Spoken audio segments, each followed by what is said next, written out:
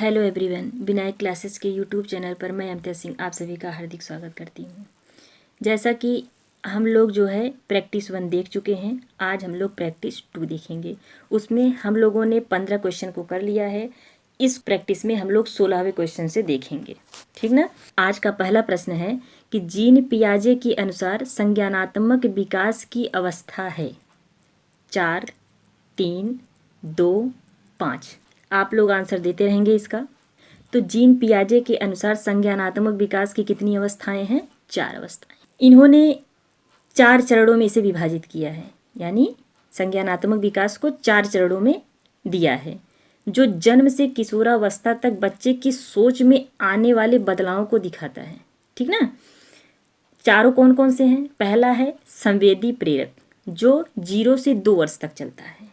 दूसरा है पूर्व संक्रियात्मक, जो 2 से 7 वर्ष तक चलता है। और तीसरा है मूर्त संक्रियात्मक, जो 7 से 11 वर्ष तक चलता है। और चौथा है औपचारिक संक्रियात्मक, जो 12 के ऊपर चलता है, मतलब 12 वर्ष से ऊपर होता है, ठीक ना। चलिए अगले क्वेश्चन पे चलेंगे हम सब। और हाँ, जो लोग प्रैक्टिस 1 नहीं देखे हैं वो लोग पहले प्रैक्टिस 1 देखेंगे, फिर प्रैक्टिस 2 देखेंगे, क्योंकि उसमें हम लोगों ने 15 क्वेश्चन को कर लिया है और इसमें 16वें क्वेश्चन से हम लोग शुरू किए हैं। चलिए 17वें क्वेश्चन पे चलेंगे। यदि पूर्व ज्ञान व अनुभव नए प्रकार के सीखने में सहायता करते हैं तो उसे कहते हैं नकारात्मक प्रशिक्षण स्थानांतरण, सकारात्मक प्रशिक्षण स्थानांतरण, प्रशिक्षण स्थानांतरण, सीखना। आंसर करते रहेंगे आप लोग। तो इसका आंसर होगा सकारात्मक प्रशिक्षण स्थानांतरण। सकारात्मक प्रशिक्षण स्थानांतरण को ही हम लोग धनात्मक अंतरण भी कहते हैं मेरे बच्चे, ठीक ना। यानी जब पूर्व अर्जित ज्ञान नवीन ज्ञान को अर्जित करने में सहायक होता है तो उसे क्या कहते हैं? धनात्मक या सकारात्मक अंतरण। जैसे आप लोग अभी हिंदी विषय को पढ़ रहे हैं और फिर जब संस्कृत को पढ़ेंगे तो उससे उसमें सहायता मिलती है ना। तो वही है कि मतलब सकारात्मक अंतरण जो है वह धनात्मक अंतरण भी होता है। यानी पूर्व ज्ञान व अनुभव नए प्रकार के सीखने में जब सहायता करता है तो उसे क्या कहते हैं? सकारात्मक प्रशिक्षण स्थानांतरण कहते हैं। चलिए दूसरे क्वेश्चन पे चलते हैं, अगले क्वेश्चन पे। सीखी हुई बात को स्मरण रखने या पुनः स्मरण करने की असफलता को कहते हैं कल्पना, स्मृति, विस्मृति, ध्यान। इस प्रश्न को हम लोग प्रैक्टिस 1 में भी किए हैं। मैंने कहा था ना कि ये चेहरा बदल बदल के मेरे बच्चे खूब पूछता है, तो देखिए इसमें चेहरा बदल के आ गया, ठीक ना। चलिए, तो सीखी हुई बात को स्मरण रखने या पुनः स्मरण करने की असफलता को क्या कहते हैं? विस्मृति कहते हैं। मैंने बताया था ना कि विस्मृति का मतलब ही होता है भूलना। यानी जब सीखा हुआ ज्ञान धारणी न हो या पुनः चेतन पटल पर न लाया जा सके उसे क्या कहते हैं? विस्मृति कहते हैं। चलिए अगले क्वेश्चन पे चलेंगे। अगला क्वेश्चन है कि निम्नलिखित में से संज्ञानवादी पद्धति के जनक हैं वाटसन, जीन पियाजे व ब्रूनर, कोहलर व कोफका, कोई नहीं। आंसर करते रहेंगे आप सब। संज्ञानवादी पद्धति के जनक कौन है? तो जीन पियाजे साहब हैं। कौन है? जीन पियाजे। इन्होंने बताया है कि बच्चे सक्रिय रूप से ज्ञान का निर्माण कैसे करते हैं, ठीक ना। ये भी प्रश्न पूछेगा आपसे कि बच्चे सक्रिय रूप से ज्ञान का निर्माण कैसे करते हैं, इसको कहा किसने है? तो इसको जीन पियाजे साहब ने कहा, इसको भी ध्यान देना, ठीक ना। चलिए अगले क्वेश्चन पे चलेंगे। अगला क्वेश्चन है कि साइकिल चलाने वाला स्कूटर चलाना सीख लेता है शून्य स्थानांतरण, लंबवत स्थानांतरण, ऋणात्मक स्थानांतरण, धनात्मक स्थानांतरण। तो इसका आंसर होगा धनात्मक स्थानांतरण।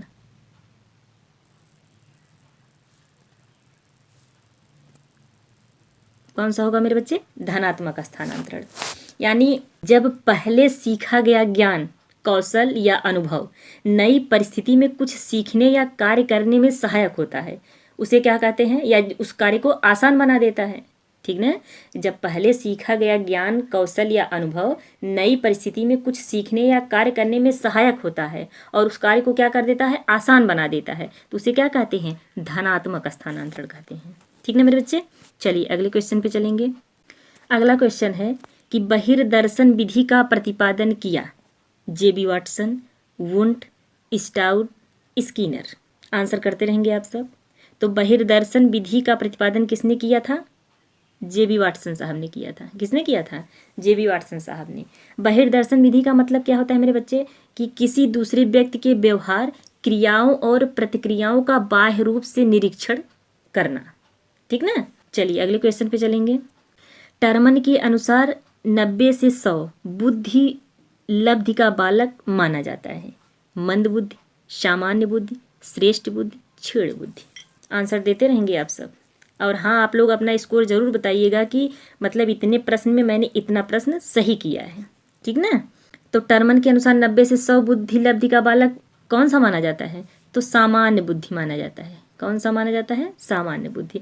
और मंद बुद्धि के बालक मतलब 81 से 90 के बीच में होते हैं। 81 से 90 वाले जो होते हैं वो मंद बुद्धि वाले होते हैं, और 130 से जो अधिक होते हैं वो प्रतिभाशाली वाले बच्चे होते हैं। ठीक ना।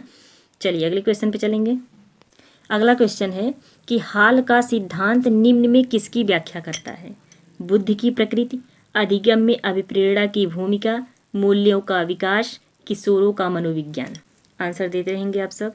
तो हाल का सिद्धांत जो है किसकी व्याख्या करता है? किशोरों का मनोविज्ञान। किसकी व्याख्या करता है? किशोरों का मनोविज्ञान। इन्होंने अपनी पुस्तक एडोलसेंस में किशोरावस्था के विकास को आकस्मिक विकास के सिद्धांत के अंतर्गत व्याख्यायित किया है। कौन सी पुस्तक में? एडोलसेंस में। इनके अनुसार किशोर में जो शारीरिक, मानसिक और संवेगात्मक परिवर्तन होते हैं वे अकस्मात होते हैं। ठीक ना। किसके अनुसार? स्टेनले हॉल के अनुसार। अगले क्वेश्चन पे चलेंगे। अगला क्वेश्चन है सामाजिक सांस्कृतिक सिद्धांत किसने दिया? कोहलबर्ग, वाइगोत्स्की, पियाजे, स्किनर। हाँ मेरे बच्चे, यदि वीडियो आपको अच्छा लगे तो एक लाइक ज़रूर करना और कमेंट ज़रूर देना। तो सामाजिक सांस्कृतिक सिद्धांत किसने दिया है? वाइगोत्स्की साहब ने दिया है। किसने दिया है? वाइगोत्स्की साहब ने दिया है। इन्होंने बताया है कि बच्चों का जो संज्ञानात्मक विकास होता है वो सामाजिक अंतःक्रिया, सांस्कृतिक साधन जैसे भाषा एक दूसरे से सीखते हैं ना, और अधिक जानकार लोग जैसे माता पिता हुए, शिक्षक हुए, या और जो कोई भी बड़े लोग हों के साथ बातचीत के माध्यम से होता है, न कि केवल अकेले सीखते हैं। यानी एक दूसरे से सीखते हैं, वो भी बातचीत करके। ठीक ना। चलिए अगले क्वेश्चन पे चलेंगे। बुद्धि का द्विकारक सिद्धांत किसने दिया? थॉर्नडाइक, स्पीयरमैन, बिने, टर्मन। तो बुद्धि का द्विकारक सिद्धांत किसने दिया है? तो स्पीयरमैन ने दिया है। किसने दिया है? स्पीयरमैन ने दिया है।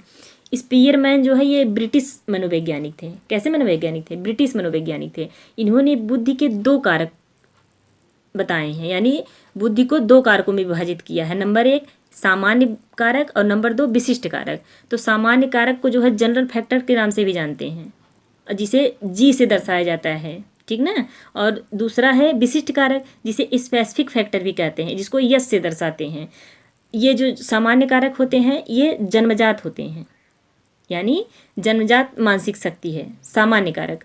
और जो ये है विशिष्ट कारक, ये जो है अर्जित किया जाता है, यानी विभिन्न कौशलों के लिए अर्जित क्षमता है, यानी इसको अर्जित करेंगे विशिष्ट कारक। और सामान्य जो होता है वो जन्मजात होता है। ठीक ना। चलिए अगले क्वेश्चन पे चलेंगे। नैतिक विकास का सिद्धांत किसने दिया? पियाजे, वाइगोत्स्की, कोहलबर्ग, एरिक्सन। तो नैतिक विकास का सिद्धांत किसने दिया है? कोहलबर्ग साहब ने दिए हैं। कौन दिए हैं? कोहलबर्ग साहब ने। कोहलबर्ग जो है एक अमेरिकी मनोवैज्ञानिक थे, और इन्होंने नैतिक विकास के 3 स्तर और 6 चरण बताए हैं। कितने स्तर? 3 स्तर और 6 चरण। 3 स्तर कौन कौन है?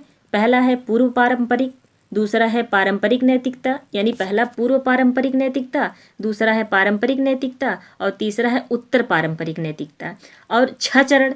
तो तीनों स्तर के मतलब एक स्तर के 2 चरण हैं। जैसे पूर्व पारंपरिक नैतिकता जो है उसके 2 चरण हैं। कौन कौन है? आज्ञा पालन और सजा, और दूसरा जो है वह व्यक्तिगत स्वार्थ है। और दूसरा स्तर जो है वह पारंपरिक नैतिकता है, इसके 2 चरण हैं। कौन कौन है? एक है अच्छा लड़का अच्छी लड़की, दूसरा कानून और व्यवस्था।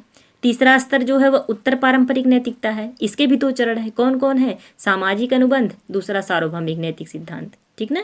इसको कोहलबर्ग साहब ने दिया है नैतिक विकास का सिद्धांत। चलिए अगले क्वेश्चन पे चलेंगे। अगला क्वेश्चन है कि मानव व्यक्तित्व के मनोलैंगिक विकास को निम्न में किसने महत्व दिया था?